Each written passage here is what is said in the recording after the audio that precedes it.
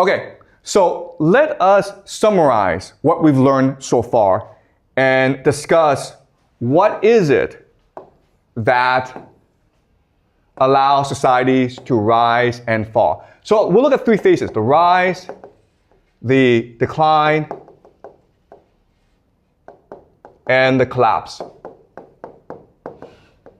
Okay, so when I mean decline, I don't mean like things are getting worse. I mean things aren't improving, okay? So rise is when things get better, decline is when things are stagnant or getting slightly worse, collapse is when society is about to fall apart, okay?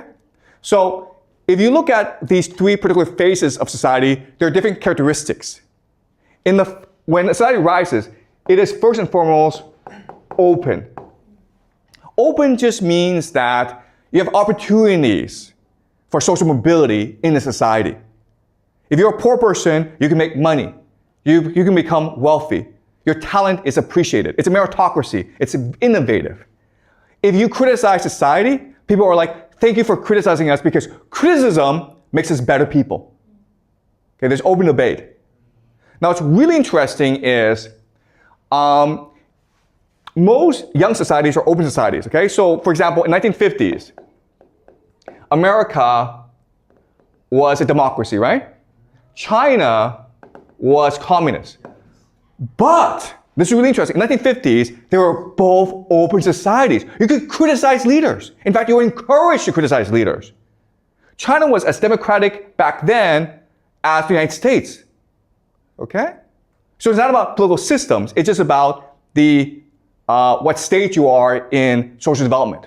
So if you're young, you're going to be open, you're going to be democratic, you're going to be meritocratic. You want to learn, so you will listen to criticism, okay? That's the first great characteristic of a society on the rise. It's openness. But when you reach a decline phase, guess what? Society becomes bureaucratic. Okay? Bureaucratic. Why? Because if we go back to this model, as a company loses more and more money, the managerial class is concerned with maintaining their jobs. So they become bureaucrats. Okay? They have to prove their worth. So they create a lot of paperwork. They make everyone follow the rules. Society becomes more and more bureaucratic. Then in the collapse phase, society becomes authoritarian. Okay? Before decline, it's all following the rules. Now, it's just rule by force. Okay? But there's another way of saying this.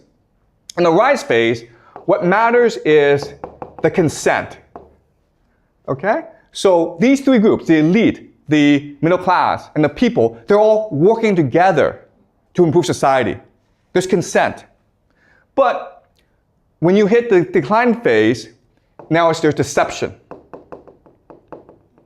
And then when you hit the collapse phase, it's coercion. So let me give you an example. Let's just say we are in the rise phase, right? Well, we want to go to lunch. So we discuss where we go to lunch. I want to go to McDonald's, but you guys want to go to Pizza Hut or KFC. We have debate, and then eventually we vote, and whoever wants to go, like the majority wins, okay? That's the consent phase.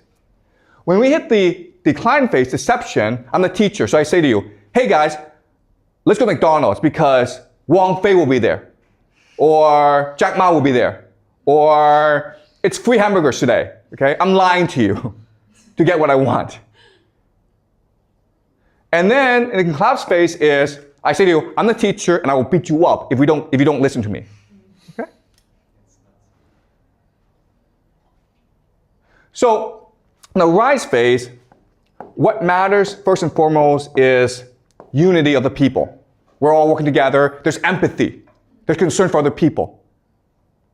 I want to be your friend. We need to work together to make society better, okay? But in the decline phase, it's really about stability. It's about making sure that society maintains a status quo. Okay?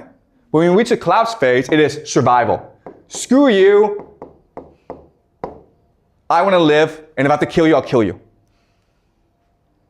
All right? So this is a map that shows us what happens when society rises, declines, and collapses. Now, what's really interesting about this is the timing, okay? So if you actually look at societies, the timeline, it goes like this, okay? There's a steep rise, the decline is slow, and the collapse is sudden. So people think, oh, decline, things get worse, but we follow this trend, we'll still be here, but actually the collapse happens really fast. Why? The reason why is this system cannot survive external shocks. So external shocks is a perfect storm of crises.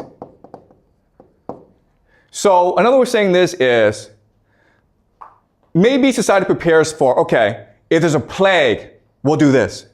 If there's a climate crisis, we'll do this. If there's a drought, we'll do this. If there's a war, we'll do this, okay? But what society is not prepared for is these things happening all at once.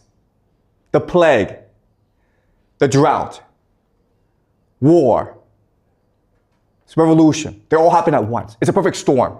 And that's what leads to the collapse, because society is not prepared for this.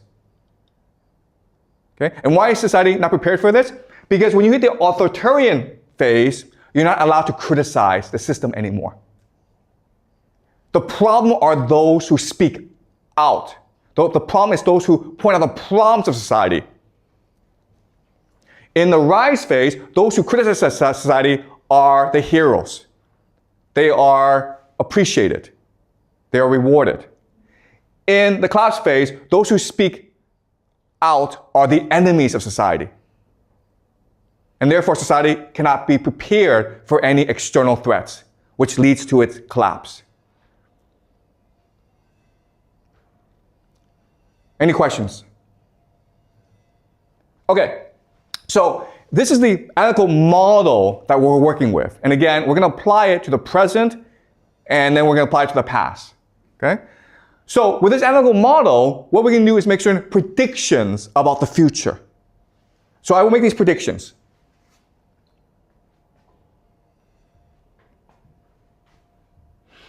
And I expect these things to happen in the next 5 to 10 years. 5 to 10 years. Or 10 to 20 years. Okay, I don't know the time frame, okay? But I expect these things to happen. Okay, the first thing that's going to happen in the Western world is decline of democracy and freedom. So remember, in the rise phase, society is democratic and open and meritocratic. But as you move on, it becomes more bureaucratic and ultimately authoritarian, okay? So we will see the United States, Europe become much more authoritarian. You will see a collapse of democracy and freedom in these nations. And already we're seeing this happen in the United States, where Trump is using more and more military to resolve issues. Right? So that's the first prediction. And this is going to happen throughout the Western world. Second thing is economic collapse. So as people have less and less right to speak up, they feel less invested in the system, they're less willing to work. Therefore, you have economic collapse. People don't believe in the system anymore. Okay, the system is in crisis. This will lead to immigration. The government is like, you know what, if the people don't want to work, screw them, let's bring in immigrants to do the work. Okay, let's replace our population. But the people are not going to sit back and take it, right? This leads to civil war.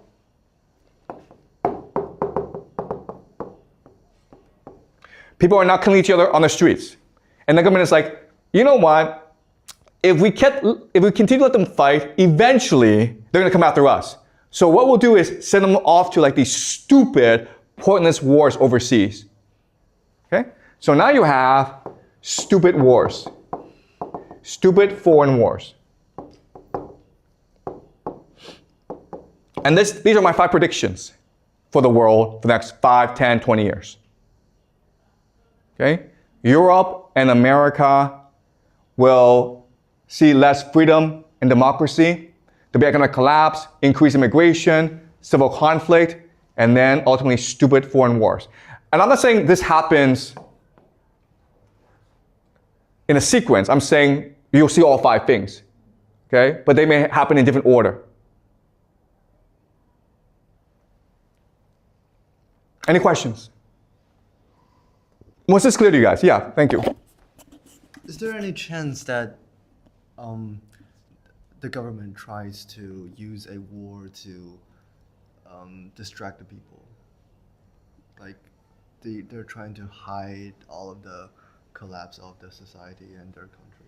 Yeah, that's a great question. And the answer is, that's what wars are for. It's to distract the people, right? Because if you don't distract the people, they'll come and revolt against you. So you either send them to a war, or you could have a French Revolution on your hands. Right? That's your option. War or revolution? I think war's the better option. That's why we're heading into a world at war. Why not revolution? Okay, no, I'm saying, like, if you don't send the people to war, they will revolt against you. So you send them off to war to distract them, to get rid of them. But what if they're right? They don't care. Okay, there's no right and wrong here, okay, guys? Okay, all right. Okay, I apologize, okay? But one thing that you will learn in my class is there's no right and wrong. There's no logic, okay? It's not like, it is immoral to send people to war. I know that, thank you very much. Okay, but I'm trying to explain to you how power works. That's a theme of this course. I'm trying to explain to you how people in power think and behave. All right, and again, I keep on saying this. I don't know if I'm right. But what I'm doing is I'm presenting a theory, a model that we can use to make predictions. And if these predictions work out, if it actually happens, then our model, there's some accuracy to our model, okay? We'll have to refine our model, but there's some accuracy to it. But hey, if tomorrow Trump, Putin, Xi all get together and says, let's be best friends, then I'm wrong, right? Okay? So that's what we're trying to do in this class. We're not trying to argue what is right, what is wrong, what is just, because quite honestly, it doesn't matter, right? Morality doesn't matter here. It's about power. We're trying to understand how the world works. And if we do that, then maybe we can work together and build a more just world. But first we need to figure out how the world really, really works. Okay? Any more questions?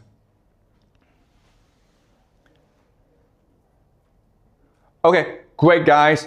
So we will continue this story next class. I'll see you guys next class.